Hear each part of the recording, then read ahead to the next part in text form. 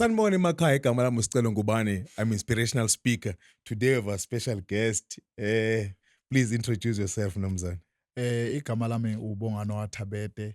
Ngiyabingelela kubabukela emakhaya, ngiyabingelela nakuwe mfowethu Ngubane. Yebo baba. Amen. So thina sikwazi behind the mic uhlala uhlabelela. So who's Bab Thabede or Brother Thabede? Where do you come from? Mhlambe ungasinikeza nje umlando wakho ukuthi where do you come from? uBongani Thabede useka ubaba. Yes sir. Yes, useka ubaba. uBongani Thabede ubuya uzalelwe endaweni yakwaNongoma. Samuva ke kwaNongoma. Samuvela endaweni yaseFrayede ebizwa kuthiwa kusemvunyane. Okay. Ilapho ke ngikhulele khona, ila khona engidiscover khona indaba yomculo nje empilweni yami. Okay. Yes. So uthole Fryhead. Bekwenzakalani uzothola ukuthi hayi no iphimbo nginalo? Ngathi nje uBongani Thabede umntwana nje okhulele ebandleni bekulesonto nje ekhaya iNew Baptist Church. So into yomusic kahle kahle iqale ekhaya endlini.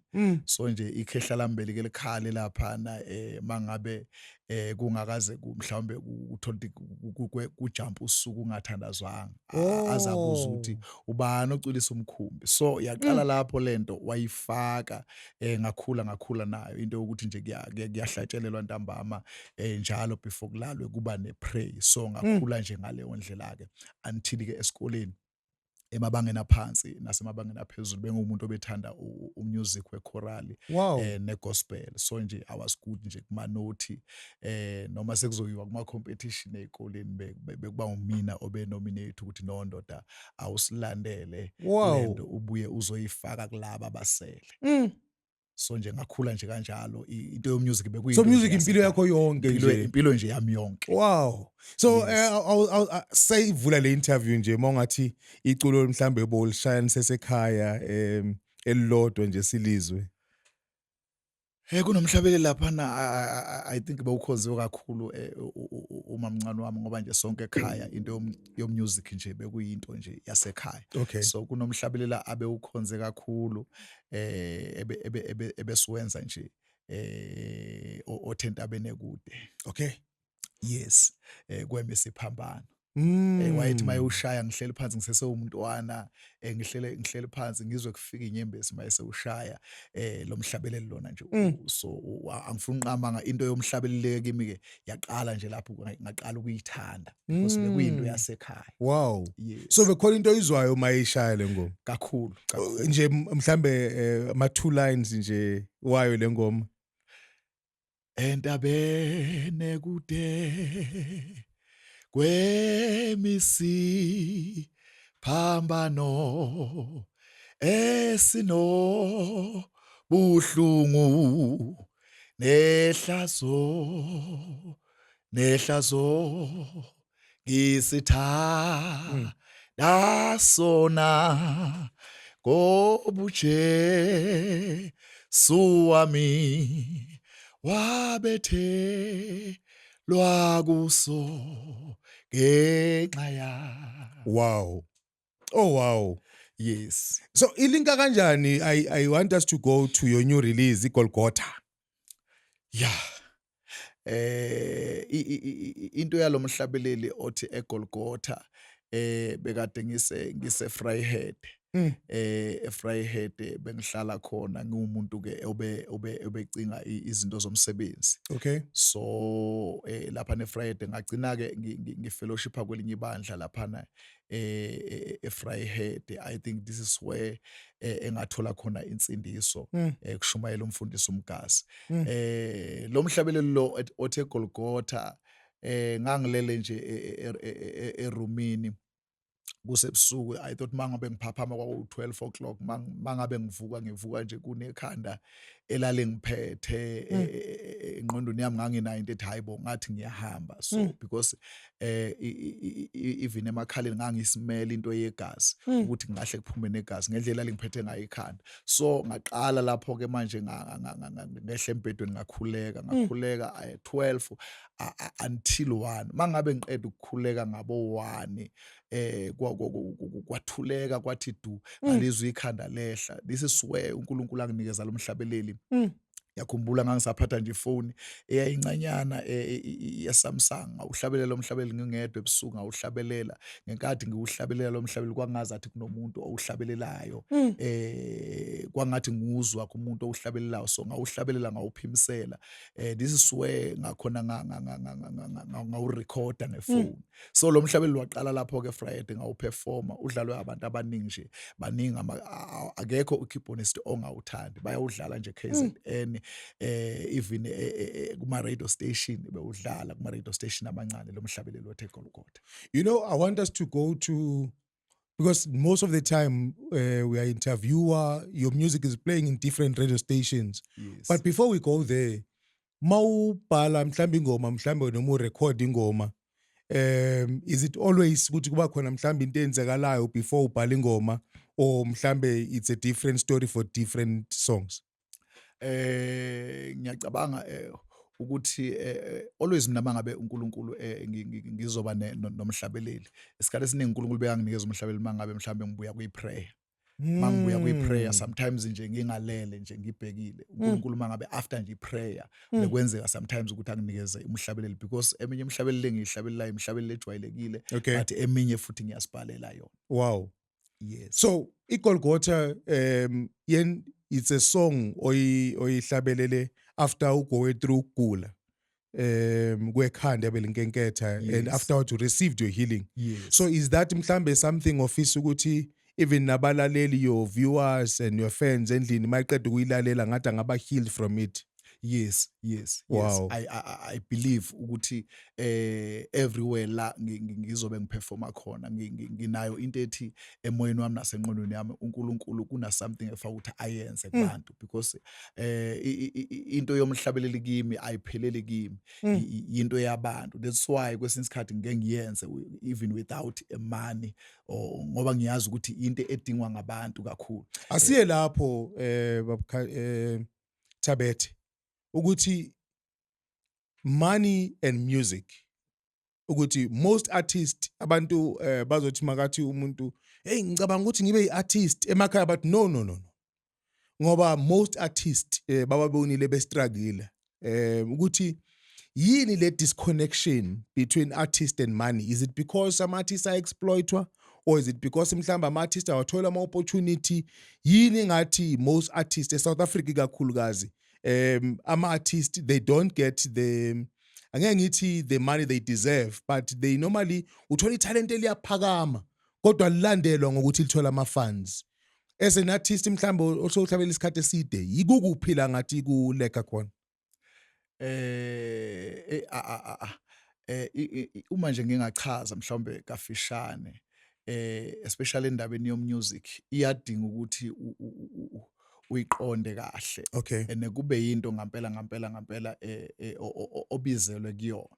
Okay. Ngoba uma ungayenza mhlawumbe uyizela ngengqondo mhlawumbe ye-career khona la engakudisappointa khona. Okay. Ngoba sineminyaka sihlabelela emabandleni, sihlabelela eindaweni kwezinye indawo ubizwe uthola ukuthi mhlawumbe u-expecte something kungenzeki lutho. So into yomusic into engayisho nje kubabukela emakhaya kufanele kube yinto ngampela okuthi uzalelwe yona. Angeke uzulimala ngoba kune period la khona mhlawumbe kuzoba nesizini yokuthi ungabi nayo imali but uspende imali ukuze impilo yakho noma mhlawumbe your music ngelinye ilanga sikubone sekwelinye izinto. Kunezinto okubiza ukuthi uyidele, kunezinto nje okubiza ukuthi ungazinaki until uNkulunkulu aza kukhumbule ngalendlela akukhumbula ngayo. Futhi nje ngakubeka ikakhulukazi kubantu abahlabelelayo ukuthi into yomusic ungabheki yona ngiba na something enye eceleni mhlawumbe obhizi ngayo Okay. ezokwenza ukuthi mhlawumbe ukwazi ukuthi noma uyenza lento le kodwa ingagcini seyikulimaza Yes, sir. yona because kahle kahle akusiyo eyakho kodwa Mm. ingeyabantu. Wow. Music nje kahle kahle nje wadalelwa lokho ukuthi mangabe siwuletha kubantu abantu abaphili umuntu mangabe suka ekhaya bekade enenkinga abhekene nayo umuntu mangabe suka ekhaya kade enomthwalo awusuka umthwalo because of the music because indumiso injalo indumiso iyakwazi ukuthi imduduze umuntu noma uthi ubeshiwe izihlobo Yes, sir. kube sengazathi akwenzakala ngalutho indumiso nje into yokusiza umuntu osenkingeni ngaleso sikhathi because sisuke singayazi inkinga yabo kodwa mangabe sidumisa thina sidumisa siyidumisela nje sise altar uthola ukuthi umuntu siyasizakala. Ama radio stations amaningi they love uBongani Thabede. Yes. What do you think is the cause of that? Ngiyacabanga ukuthi ikakhulukazi into esizile empilweni yami ukuthi ngidibane nabantu abakwazile ukuthi into yami bayithathe bayibeke ku-social network ma-digital platform because sihlabelile isikhathi eside kodwa ngenxa yolwazi thola ukuthi into yethu kuney'ngoma nje ingaziwa ma abantu abasazozizwa abacabanga ukuthi ezamanje kanti zindala kukuthi bezingakatholi i-platform. Wow. Yes. So i-platform ye-social media today to ama-artist ibaluleke kangakanani? Ibaluleke kakhulu. Yeah. Ibaluleke kakhulu because isikhathi esiphila kuso manje mhlawumbe angeke kukwazi ukuthi kukusebenzele mhlawumbe kakhulu ukuthi mhlawumbe ngakusebenzela kwelinye iside ukuthi ube nama-CDs because ungawaphusha mhlawumbe ey'nkonzweni la uhamba khona or la umenywe khona. Yes. Kodwa ukuthi into yakho iye kubantu you need i-social network ukuze ukwazi into yakho ukuthi ifinyelele kubantu. Yes, sir. Ithalente elaziwe libe exposed. Yes. So as an artist mhlambe ubani artist othi mawuyibheka la eMzansi uthi low best you salute them. Hey kunendoda lapha efikile eSouth Africa. Yeah. Umfoka Ntanzi Ayanda Ntanzi. Okay. Yabona leya ndoda leyana ifikile angifuna unqamanga yabona mayihlabelela mina angifuna unqamanga uyangivuselela kakhulu uyangichallenge yabona makhulu umuntu ongichallenge eSouth Africa ileyo ndoda leyo ifike lokwangampela imhlabeleli ayithintayo imhlabeleli edingwa abantu kulesi sikhathi samanje angeke uthi ulalele umfoka Ntanzi ungathinteki. Yeah, because my next question was yini leyo ubona ngathi uyayenza emenza abe very very special? Even imhlabeleli yakhe ayihlabelelayo ingikhumbuza ngebackground la engibuya khona ebandleni because ingoma ayihlabelelayo kakhulukazi ingoma ebesiyihlabelele emabandleni ezinye ezaziwayo. Wow. Yes. Now bahlale bathi amaZulu anenkinga yokulolimi. Manje ngifuna ukwazi uBongani okaThabede uyakwazi yini ucula isiSuthu? So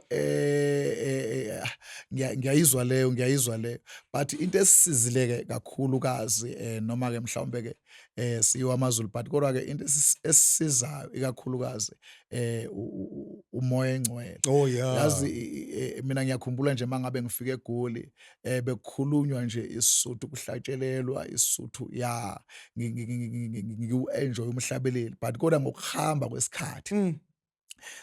kwesikhathi kwafika la khona manje ngikwazi ukuthi hayibo yazi le ngoma lena nami sengiyakwazi ukuthi ngiyihlabelele kubantu. Kwafika la khona ngiba nencazo ukuthi awu le ngoma kusho ukuthi ithi so ngibuze ke nakwabanye abantu so nje namhlanje ngiyakwazi ukuthi kube neindumiso engihlabelelayo enkonzweni zesisuthu into engangiyibuza ukuthi hey isisuthu noThabede kodwa nje sengiyakwazi ukuthi ngidumise moyo ingcwele enkonzweni because of the Holy Spirit. Wow. Yes. That is so wonderful because enye into ngangiyibona ngomusic ukuthi umusic is also international language ukuthi kungenzeka umuntu angakuzwa kodwa imessage uyayithola kwenziwa yini lo? Sometimes kuyenzeka umuntu mhlawumbe akulalele. Okay. Mhlawumbe udumisa ngesikhathi udumisa indumiso uyiletha kuye kungesiyona kwesinye isikhathi mhlawumbe ilanguage yakhe. Yes. Noma ayikhulumayo. Yeah. Kodwa because of umoya engcwele so uyakwazi kuyo ukuthi uyi-interprete ingoma uthola ukuthi isigcina ngenxa yamandla kamoya engcwele I phezu kwempilo get you. yakhe uthola ukuthi usebanjwa ngamandla useyithola naye esekhuluma ngama-tongues useyithola mhlawumbe kwesinye isikhathi naye esekhuleka Yes, because of sir. Holy Spirit. Wow. Yes. Eyiphi i-advice ocabanga ukuthi was the worst advice you've ever been given as an artist? Not the best, the worst advice. Engingayinikeza umbukeli ekhaya. No, abake bayinika wena. Wathi, hey, lo muntu unikeza i-advice ebhedi impela nje because it was not a good advice. Eish. Kunenye nje advice engayithola komunye umuntu nje lemakhaya sekukudala ke. Yeah. So enginika nje advice ukuthi I know man ayingeke Thabede lento yeni le yomculo le ithatha isikhathi kungcono uyiyekele ngenkathi ekukhuluma ngangimbona ukuthi uyikhuluma yena simply and easy akayi understand ukuthi into ekimi akusiyinto nje mhlawumbe ngayo engihuba icareer noma engifuna ngayo ukuthi impilo yami ibe ngcono into ekimi engifisayo ngelilanga engangifisa ngelilanga ukuthi ngibone abantu bephila ngayo. And so what did you do with this advice? Why dismiss or wavuma nje wathi hey ngiyakuzwa mhlambe? Ngavele nje ngamlalela ngumuntu ke mina ongathanda ukuphoxa umuntu. Okay. So nje ngavele ngamlalela so ngase ngimchazela nje ngempilo yami ukuthi kahle kahle into yomusic kimi mhlawumbe ngamsiza omunye umuntu kodwa kimi angikwazi ukuyithatha le. Wow. Because mina umhlaba mina usangilindele. So nje iteshi eziningi eSouth Africa isangilindele even ukhozi samlindele uThabede. Wow. So nje namhlanje nje ngihappy kakhulu ukuthi mangathiwa nje okhosini kukhulunywa ngoba noThabede sebeyazi manje ukuthi kumele benzeni. Because ku social network sengikhona. Wow. Yes. Yini vision onayo mhlambe with your music? Ufuna ukubona ibrand Bongani Thabede iphelela kuphi? Yeah, into yomusic kubongani noThabede ngiyafisa ngelilanga ukuthi ngizibone ngiyikhampani. Ngiyafisa ngelinye ilanga ukuthi ngibone kunezinto mhlawumbe ezenzeka nje kalula empilweni kimi engingasastruggleish ukuthi ngizenze. Mhlawumbe njengezinto ezinjenge transport, izinto ezinjenge sound system. So nje lezo zinto lezo uma ngathiwa empilweni yami ziyafika I know ukuthi lento leni ngaya kude kakhulu. Your live concert ngoba uBongani Thabede uyahamba. Ngakubona ujika laphayana kumanzi phansi in one of your DVD I was watching. Kusekwenzakalani mase soza nama moves angaka? So nje into yomhlabeleli kimi mangabe ngihlabelela ngiphambi kwabantu ngokwendalo yami nami ngiye ngizimangalele mangabe sengisendlini because nje mina nje ngokwami bazokutshena abantu endaweni engikhulele kuyo nje I'm too shy ukuba phambi kwabantu kodwa uNkulunkulu wangenzela nje umuso omkhulu ongakazi ubone yabona mina nje ngokudalwa nje kwami ngangingazi nani ukuthi ngiyokwazi ukuma phambi kwabantu mhlawumbe abawu10 mhlawumbe abantu laba banganeli class kodwa nje uNkulunkulu ngendlela angisize ngakhona kwamina ngiyazimangalela uma ngabe sengidumisa okuningi mangabe sengidumisa mina ngiyakholelwa ekutheni yonke into phezulu kwempilo yami yenziwa uNkulunkulu nanokuthi ke enye into esuke yenzeka mangabe sewuse altar kusuke ngama result asemthandazweni kuwe so nje nami ngizimangalela ukuthi this energy ibuyapi. So awusichazisela igama lika altar. What do you mean by altar? Indawo nje osiqokela yona njengalendlu nje ukuthi no la endlini ngizokhuleka khona if ngine invite or anything mhlawumbe or event noma yini so ngizinqumela isikhathi ukuthi ngizoba mhlawumbe no 3 days before ngiye kuleyo ndawo nginqumela isikhathi ukuthi no ngesikhathi esiwukuthi mhlawumbe ngosuku lokuthi angizukudla for the whole day mhlawumbe ngiyoze ngiyobreak ntambama so indawo yomthandazo wakho indawo yomthandazo la khona nje ngicela khona uNkulunkulu ukuthi mangabe ngiyima phambi kwabantu uNkulunkulu akuvele yena kungaveli mina. Yes. Ila uxhumana khona noNkulunkulu. Yes. There's a movie I think ngike ngabukela imovie ngabona when lo mama ezothengisa indlu leyo benonkosikazi wakhe le room labe bekhulekela khona bathi mabengena labo bezwa ukuthi kule room ngempela i-room bekuthandazelwa kilo. Ubaluleke kangakanani umthandazo mhlambe or i-prayer for umuntu oyi-artist? Ibaluleke kakhulu. Ibaluleke kakhulu ngoba uma uzoyoperforma kubantu, uma uzoyoperforma kubantu, usuke ungazazi inkinga zabantu.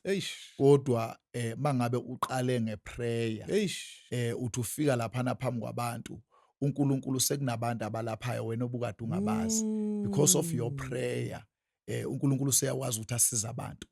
Ngendumiso yakho sewuyiphimisela manje phambi kwabantu uyilande emkhulekweni. Wow. So nje ayikho into ebaluleke njengeprayer mangabe nje uwumuntu odumisayo, uwumuntu ohlabelelayo, uwumuntu omaphambi kwabantu, because abantu la emhlabeni ngaphandle bahluphekile, abantu bathwele imithwalo, abantu baboshiwe yimoya. Yes, Kodwa sir. the more siye emkhulekweni deeper, siya nasezwini. So bese-ke siyodumisa. So kuyasiza-ke lokho ukuthi mangabe sifika lapha uthola ukuthi uNkulunkulu useyabasiza abantu ngey'ndlela ezahlukeneyo Yes, singabazi. Nginabantu nje abaningi engeke ngize mhlawumbe ngibadalule because la ngibuka umhlaba wonke. Uthola ukuthi abanye bayasifonela ukuthi awuyazi wadumisa nganginenkinga esiso, kodwa ngezwe uNkulunkulu engethula umthwalo. Wow. Athi omunye ngangigula ngineminyaka emingaka, athi omunye ngangizalwe naso lesi sifo, kodwa because of your worship ngesikhathi udumisa uNkulunkulu wangenzela umusa. This is huge. Nginomuntu nje mina eDurban, I hope ngama-90s kunedemo ebengiyenzile. Kunomuntu nje over the phone owayekhuluma nami eDurban, professionally uthisha. So kodwa wanginikeza enye testimony ukuthi ekhaya bekunenkinga ebebekade bengayazi. Buka lo muntu i-profession uthisha, kodwa ukuthi bekunenkinga emndenini ebebekade bengayazi ukuthi nginayo. Wathi ngilalele umhlabelelo wakho, kunomhlabelelo laphana kwidemo yami owawuthi uyayazi indlela yami, usungivivinyile ngiyophuma nginjengegolide. Mangiqala ngangiqala ngithi uqalile umsebenzi uzokuwufeza. Yes, sir. So wathi mangabe ngitshena, wathi ngiyithatha intambo ngayikhipha phansi ngombhede ngayoyishisa. Ifamily yami ngiyitshenese ngiyishisile intambo ukuthi no, because of this song kube nento uNkulunkulu engizoyenza empilweni yami. Ngingekho mina eduzane kwakhe, elalele nje my demo. So this is where engayithatha khona serious into yomusic ukuthi kahle kahle ayikho into ebaluleke njengokuthi mangabe uhlabelela kumele ukuthi ube nendawo yakho othandaza kuyo. Wow. Uzinikeze isikhathi before uye kubantu. So powerful. Yes. So powerful. Yes. Because umculo uwukudla kukamoya. Bathi ohlabelelayo uyamthokozisa odabukileyo. And abantu from the past isikhathi zama-COVID, people are going through a lot. Artists themselves are going through a lot. So yini mhlawumbe ungayigqugquzela, mhlawumbe ungayakha ngayo umuntu oyi-artist mhlawumbe ufana nawe ukuthi lo mkhakha kiwo not to give up and say positive words to them ukuthi lento eniyenzayo nifana nodokotela bakamoya. So mhlambe yini ongayisho uku-encourage ama-artist esinawo eSouth Africa nasemhlabeni nje jikelele? No, mina engayisho nje ikakhulukazi ukuthi abaqhubeke, ikakhulukazi bazibhale izingoma nezinye ke ingoma mhlawumbe ke mhlawumbe abazizwayo ukuthi singakwazi ukuthinta umoya womuntu badumise ngazo. Okay. Because into yomusic akusiyona into yethu. Sure. Engayigqugqumezela nje ileyo ukuthi akusiyo into yethu, yinto yabantu. Yes, sir. And ngiyafisa ukuvula emqondweni yabo ukuthi since kuyinto yabantu besizakala abantu ngayo kunomqhele thina esinawo ngokuthi nje silethe nje indumiso kubantu, because khona abantu abaphilayo ngenxa yale ndumiso. Sure. So nje mina ngingasho ngisho impela ngithi no, eSouth Africa ngiyafisa ukuthi abantu abadumisayo abaqhubeke bakithi bayibambe lapho bangayeki, bahlale kakhulu ezwini, bahlale emkhulekweni. Into yabo mabefika phambi kwabazalwane, mabefika phambi kwabantu iyoba namandla kakhulu. Kuma-artist mhlambe aculayo emabandleni, most of them they have different challenges. Some of them are not even paid. Ngabona enye i-clip umfundisi ebonga an-artist elaziwayo eSouth Africa ethi akaholi la ebandleni kodwa kuyimisela kwakhe kukhulu kakhulu. So yini ongayisho mhlambe to ama-artist asebandleni ukubagqugquzela nabo for what they are doing for the church? ibaluleke kakhulu into yokuseva Okay. ubheke uThixo, Mm. because noma kukhona mhlawumbe lokhu okutholayo, Hey, kuyomela eh, uliphinde le phuzu. noma kukhona okutholayo Yeah. uthola ukuthi mhlawumbe akufinyeleli kuzo zonke idingo zakho, Yeah. kodwa kunento oyitholayo engaba yifa kuwe kusasa for the future. Ungabheki umuntu. Yes, ungabheki umuntu. Eish. Kunento engaba yifa kuwe for your future. Wow. Because uNkulunkulu uyabhadalana. Mina ngimbonile kimi ukuthi uNkulunkulu uyabhadalana Ngibona nesimile ukuthi Yes. uNkulunkulu uyabhadala. Uyakhokhelana uThixo, uyakhokhelana uThixo. Namhlanje nje ngubaba uThabede, ayikho ifeme engasebenza kuyo ngaqukulula insimbi ukuze ngikwazi ukuthi ngilobole, kwaba uThixo nje owangenzela ngomusa wakhe. Wow. Because mina from KZN bengidumisa nje ngimenywe endaweni ngiyodumisa kwezinye indawo nginikezwe nje imali ye-transport ngibuyele emuva, but kodwa ngenxa uNkulunkulu ebuka inhliziyo yami nanokuseva kwami, uNkulunkulu ngesikhathi sami sobunzima wakwazi ukuthi angibhadale. uThixo uyabhadalana. Wow. Engakusho nje ileyo ukuthi ngiyafisa ukugqugquzela kakhulukazi kuma-artist ukuthi ungalimali, uthole mhlawumbe sewugcina sewulimaza into kaNkulunkulu kuwe, mhlawumbe sewuposta something uthi awuyazi kunomfundisi ongenze 1 2 3, and leyo nto leyo wena ungayiposta bayibuke 1,000 people, ekugcineni ilimaza wena. So kanti wena ubani thiwa uyivalele nje umlomo, uNkulunkulu ubezokwenzela umusa omkhulu. Wow. Obuzomangala ukuthi hawu uyazi khona isikhathi la khona engadlula khona kuyisizini enje, kodwa mangabe ngibuka impilo yami manje naloya nyaka engangasokola ngawo akusafani. uNkulunkulu nje unjalo. uNkulunkulu uyabhadala. uNkulunkulu Futhi uNkulunkulu uyabhadala. akathuli, uyakhuluma. Akawadla amandla omuntu. Wow. Akawadla amandla omuntu. Wow. Yes. So bheka kuye, ungabheki ebantwini. Awubheke ebantwini, ubheka nje yena kuphela. Ngizokuchallenge ke before siyivala la. Kunengoma engifuna ukuthi uyihlabelele yesitsonga ke le. Ithi le ngoma Xikwembu Shayina Shavulavula. So bengicela nje ungishayela umbala ulayini ababili abathathu bathi Xikwembu Shayina Shavulavula.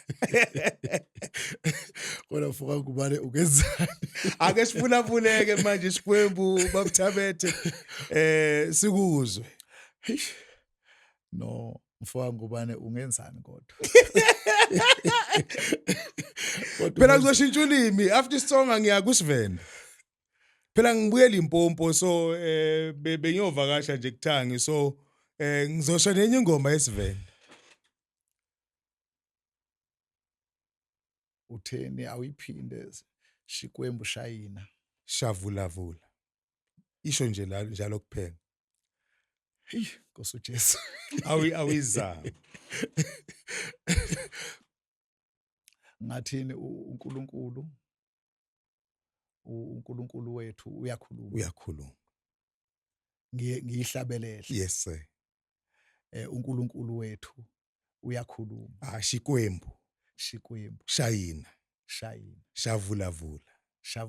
Yes sir. uNkulunkulu wethu uyakhuluma. No, Xikwembu Shayina Shavulavula. Hayi ngesizulu.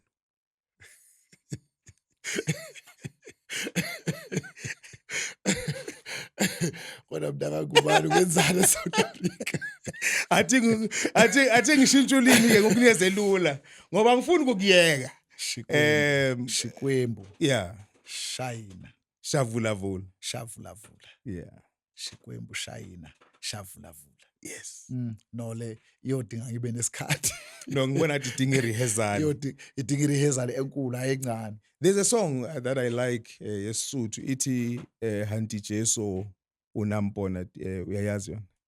Yesuthu. Hanti Jesu unampona hakilila jwalo.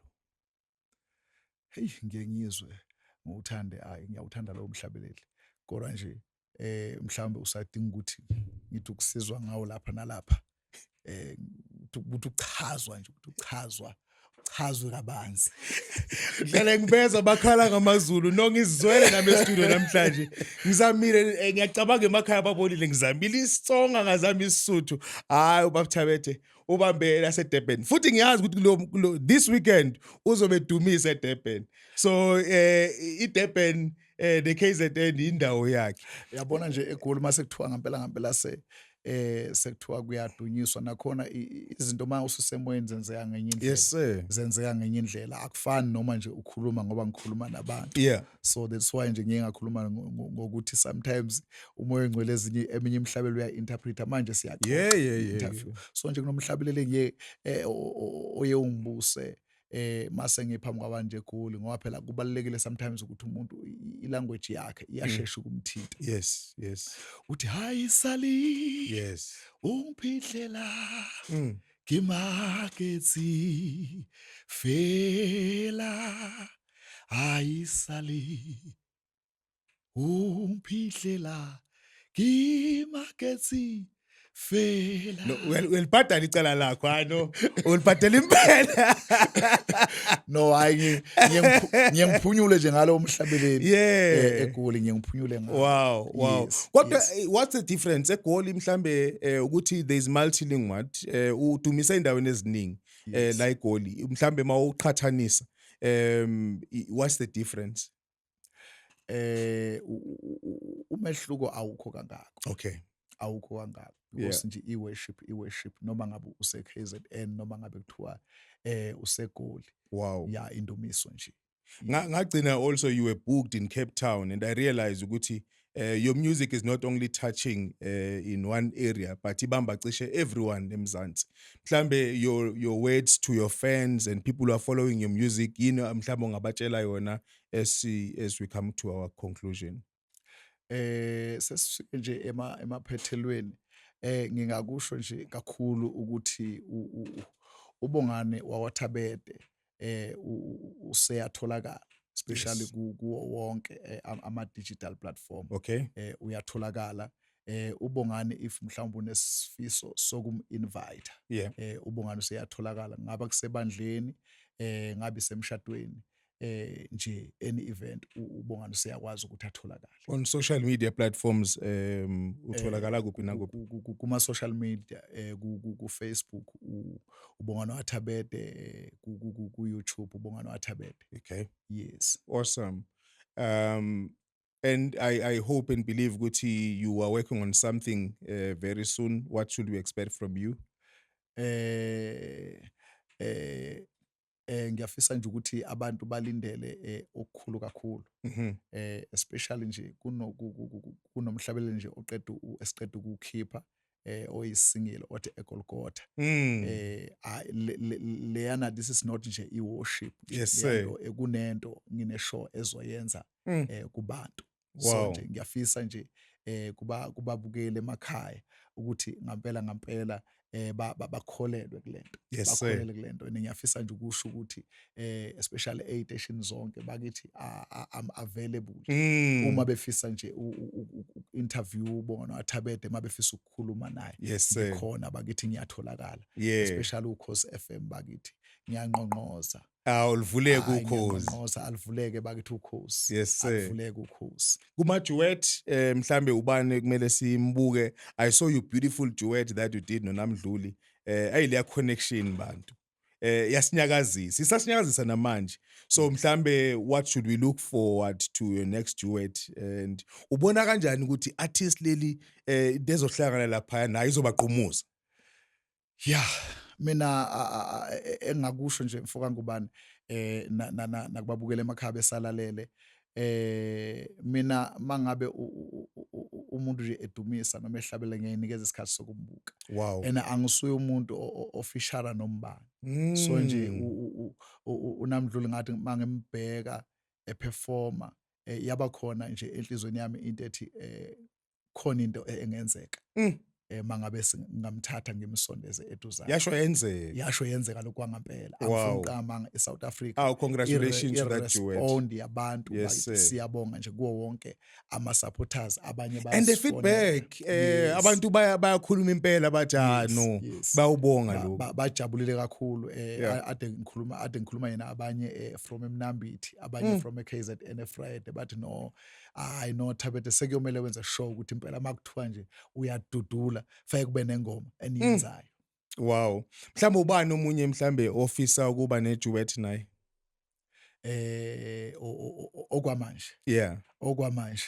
Kusamile. Hayi kusamile kwamanje. Okay. Kusamile kwamanje. Um, Kusamile kwamanje. any last words just ukuvalelisa? No, amazwi ami nje okugcina ngiyafisa nje ukubonga kakhulu, especially kuzo zonke iy'ndawo emabandleni ebekade siphefoma kuzo abasinikeze i-platform.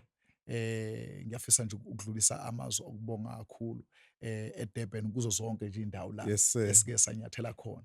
Before nje ngivale Nkosi yami ngibonge kakhulu Jesu nethulasi Yeah. Hey Nkosi Yeah.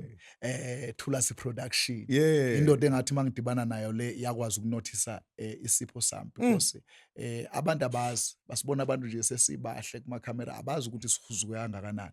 Abazi ukuthi enhlizweni silimale kangakanani. Khona la khona kwakuthiwa nje kuyaqedwa nje ngomuntu owuThabede ubukwenza into enkulu enamandla. Kuthiwa nje ilimale nje ku-computer. Ulimale enhlizweni. So nje the mangidibana nale ndoda ngiyakhumbula nje amagama eyawakhuluma kimi. Namhlanje ngiyabuka ukuthi afezekile ngempela. Wangibuza nje umbuzo oqala kahle kahle Thabede wena kahle kahle bewukuphi ngibuka mina ngazathi wena ubambezelekile bewukuphi all along. So nje sathi masidibana nasemoyeni wami ngezwe ukuthi no namhlanje ngidibane nendoda ngempela Wow. esingayethembe South Africa. Thulasi MTV. Thulasi Indoda MTV. yamadoda, indoda ethi mayithinta kuzwakale. Kuzwakala umhlaba wonke. Kuzwakale. Isandla different. Hayi, iyakhuluma into yayo, cishe ikhulumisa komuntu into yayo. Ngikuzwa kahle ngingadakiwe. No, siyabonga nje kakhulu. Siyabonga nje kakhulu. That is Bongani Thabede. I hope that we are inspired, and I hope that we're going to continue to support the music of Ekasi and where we come from, and also the talent that we have, that it will rise. Eselisiza abantu abaningi. You've heard it yourself. And also thank you so much to Thulasi MTV for continuing to put the artists there in the platform, because artists amaningi, they die before their time because they don't get exposure. So we thank God for Thulasi MTV. May God bless you. May God be with you. Thank you so much. Thank you.